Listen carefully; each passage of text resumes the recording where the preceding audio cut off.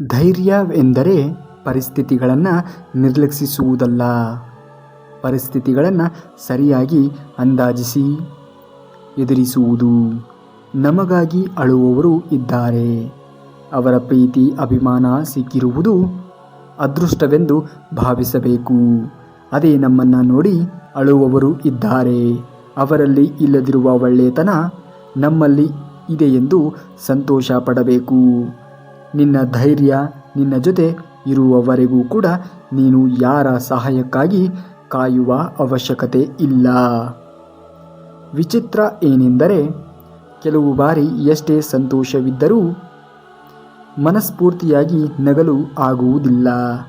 ಹಾಗೆ ಮತ್ತೆ ಕೆಲವು ಬಾರಿ ಎಷ್ಟೇ ದುಃಖವಿದ್ದರೂ ಯಾರೊಂದಿಗೂ ಹಂಚಿಕೊಳ್ಳಲು ಆಗುವುದಿಲ್ಲ. ನಿನ್ನ ಹೊಟ್ಟೆ ತುಂಬಿಸಿಕೊಳ್ಳಲು ಇನ್ನೊಬ್ಬರ ಹೊಟ್ಟೆ ಮೇಲೆ ಹೊಡೆಯಬೇಡ. ಅದು ಯಾವತ್ತೂ ನಿನಗೆ ಒಳ್ಳೆಯದು ಆಗುವುದಿಲ್ಲ. ಈ ದಿನ ಈ ಕ್ಷಣ ಅದು ಸರಿ ಎನಿಸಬಹುದು, ಆದರೆ ಭವಿಷ್ಯತ್ತಿನಲ್ಲಿ ಬಹಳ ಪ್ರಮಾದಕರ. ನೀನು ಪ್ರೀತಿಸುವಷ್ಟು ಉನ್ನತವಾಗಿ ಇತರರು ಕೂಡ ಪ್ರೀತಿಸುವರು ಎಂದು ಯಾವತ್ತೂ ಅಂದುಕೊಳ್ಳಬೇಡ. ಅದು ಆಗದ ಕೆಲಸ. ಪ್ರೀತಿಗೆ ಸೀಮೆ ಇರುವುದಿಲ್ಲ. ಯಾರ ಪ್ರೀತಿ ಯಾರಿಗೆ ಉನ್ನತ ಅದೃಷ್ಟವೆಂದೋ ನಂಬಿದರೆ ಸಾಕಾಗುವುದಿಲ್ಲ. ಅದಕ್ಕೆ ಕಷ್ಟವೂ ಜೊತೆಗೂಡಬೇಕು. ಆಗಲೇ ನೀನು ಅಂದುಕೊಂಡಿದ್ದನ್ನು ಸಾಧಿಸಬಲ್ಲೆ. ನಿನ್ನ ಒಂದು ಯಶಸ್ಸನ್ನು ನಿನಗಿಂತ ಕಿರಿಯರೊಂದಿಗೆ ಹಂಚಿಕೋ. ಅವರು ನಿನ್ನನ್ನು ಸ್ಫೂರ್ತಿಯಾಗಿ ತೆಗೆದುಕೊಳ್ಳುವರು. ಹಾಗೆ ನಿನ್ನ ವಿಫಲತೆಯನ್ನು ನಿನಗಿಂತ ಉನ್ನತ ಸ್ಥಾನದಲ್ಲಿ ಇರುವವರೊಂದಿಗೆ ಹಂಚಿಕೋ. ಅವರು ಅನುಭವದಿಂದ ಯಶಸ್ಸು ಪಡೆಯುವುದು ಹೇಗೆಂದು ತಿಳಿಸುತ್ತಾರೆ. ನಮ್ಮ ಮುಂದೆ ಎಷ್ಟೋ ದೊಡ್ಡ ಸಮಸ್ಯೆ ಇರಲಿ ಎನ್ನುವುದು ಮುಖ್ಯವಲ್ಲ, ಎಷ್ಟು ಬಲವಾಗಿ ಅದನ್ನು ಎದುರಿಸಲು ಸಿದ್ಧವಾಗಿದ್ದೇವೆ ಎನ್ನುವುದು ಮುಖ್ಯ. ಇತರರ ತಪ್ಪುಗಳನ್ನು ಬೆರಳೆತ್ತಿ ತೋರಿಸುವುದಕ್ಕಿಂತ ನಮ್ಮ ತಪ್ಪುಗಳನ್ನು ತಿಳಿದುಕೊಳ್ಳುವುದರಿಂದಲೇ ನಮಗೆ ಪ್ರಯೋಜನ ಇರುತ್ತದೆ.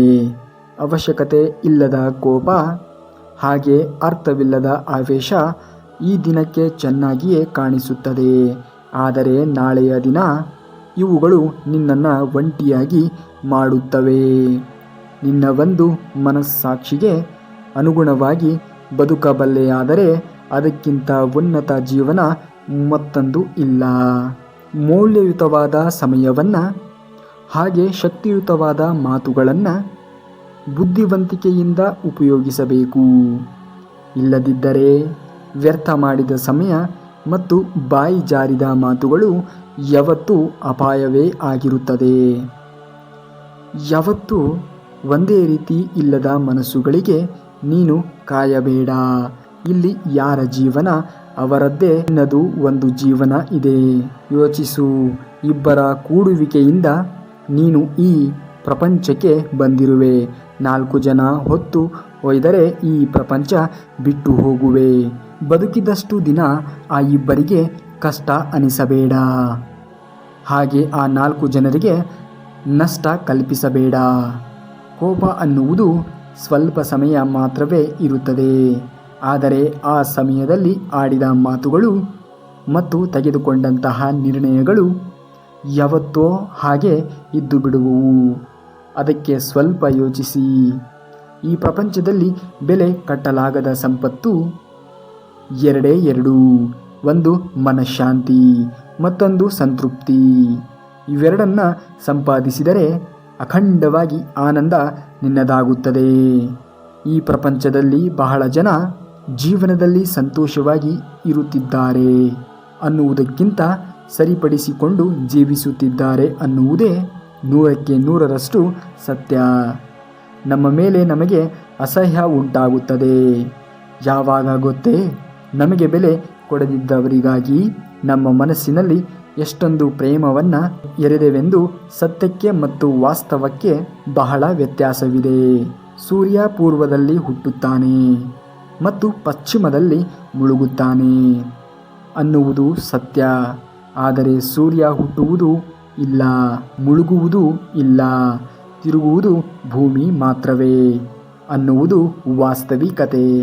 ಸತ್ಯಕ್ಕೆ ಮತ್ತು ವಾಸ್ತವಿಕತೆ ಮಧ್ಯೆ ಒಂದು ಸಣ್ಣ ಗೆರೆ ಇದೆ. ಅದನ್ನು ತಿಳಿದುಕೊಳ್ಳದೆ ಮೇಧಾವಿತನ ಜೀವನವು ಹಾಗೆ ಇವೆರಡರ ಮಧ್ಯೆಯ ಸಣ್ಣ ಗೆರೆಯಲ್ಲಿ ಅಡಗಿದೆ. ಆ ಒಂದು ಸೂಕ್ಷ್ಮ ಎಳೆಯನ್ನು ಅರ್ಥ ಮಾಡಿಕೊಳ್ಳದೆ ವ್ಯರ್ಥ ಚಿಂತನೆಯಲ್ಲಿ ತೊಡಗಿದ್ದೇವೆ. ಇನ್ನು ಇದೇ ರೀತಿಯಾಗಿರುವಂತಹ ಮಾಹಿತಿಗಳಿಗಾಗಿ ತಪ್ಪದೇ ನಮ್ಮ ಚಾನಲ್ನ ಸಬ್ಸ್ಕ್ರೈಬ್ ಮಾಡಿ. ಮುಂದಿನ ವಿಡಿಯೋದಲ್ಲಿ ಸಿಗುವವರೆಗೂ ಧನ್ಯವಾದ. ಕರುನಾಡಿಗೆ.